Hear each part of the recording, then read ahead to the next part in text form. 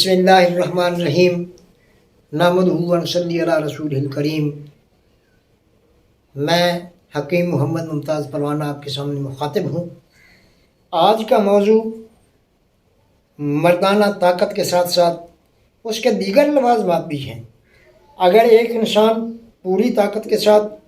اپنے پورے دل جمعی کے ساتھ اور اپنے لوازمات کے ساتھ وہ کامل ہے، لیکن اس کے ساتھ جو اس کا آبجیکٹ ہے، جس کے ساتھ اس کا عمل ہے، اگر اس کے اندر کیپیبلٹی نہیں ہے کہ وہ کروموسومز جراثیم کو اپنے اندر امپیکٹ کر سکتا ہے اور امپلیمنٹیشن ہو سکے، اگر وہ جراثیم تو بالکل کروموسومز طاقتور ہیں اور وہ پینیٹریٹ بھی کرتے ہیں، وہ ان کے اندر داخل بھی ہوتے ہیں، لیکن اس کے باوجود اس کی پولینیشن نہیں ہوتی، وہ باراور نہیں ہوتے، یعنی وہ پھل پھول نہیں سکتے، تو اس کی اصل وجہ کیا ہے؟ ایک مردانہ طاقت کا جو سکیچ ہے وہ تو ایک بالکل مکمل ہے کہ جراثیم بھی طاقت میں ہے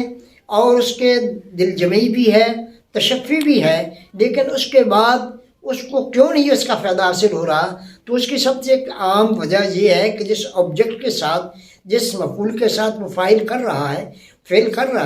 اس کے ساتھ اس کا اصل کیپیبلٹی جو ہے، اس کے قبول کرنے کی طاقت جو ہے اس میں وہ نہیں ہے۔ جیسا کہ اس کے جراثیم جو ہیں کم ہے، اس کے اووم جو اس کا انڈا ہے، اس کے اندر وہ کیپیبلٹی نہیں ہے کہ وہ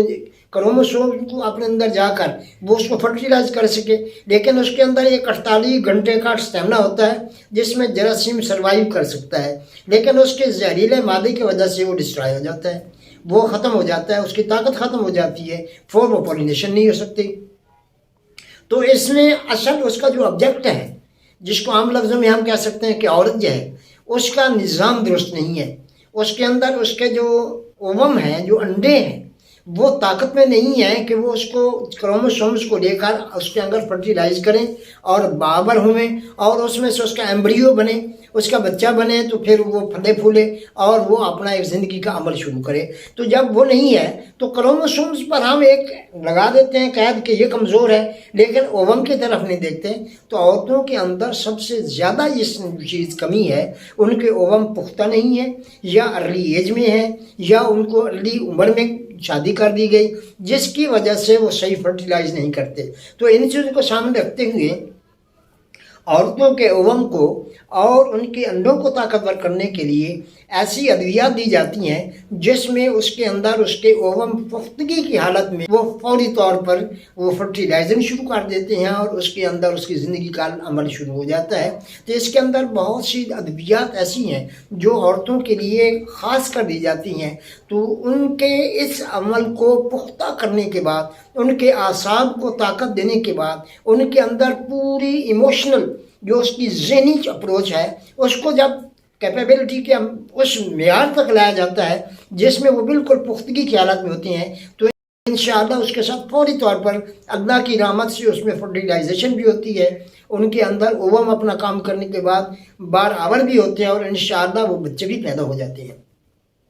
تو اس کے لیے ہم کچھ تو ایسی پیٹنٹ ادویات ہوتی ہیں جو بنی بنائی ہوتی ہیں، لیکن یہ ضروری نہیں ہوتا کہ ہر ایک دوائی ہر ایک آدمی بنا سکے، لیکن یہ نسخے بتانے سے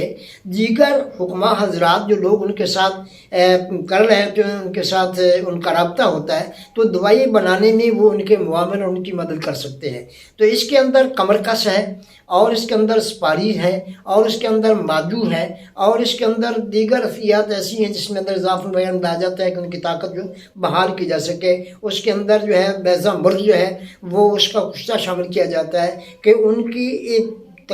کمزور جو اووم ہیں ان کو طاقت ملے اور اپنے ایک صحیح حالت پر آ کر وہ اپنی زندگی کا سلسلہ شروع کر سکیں۔ تو یہ اکثر ادویات جو ہیں آپ کو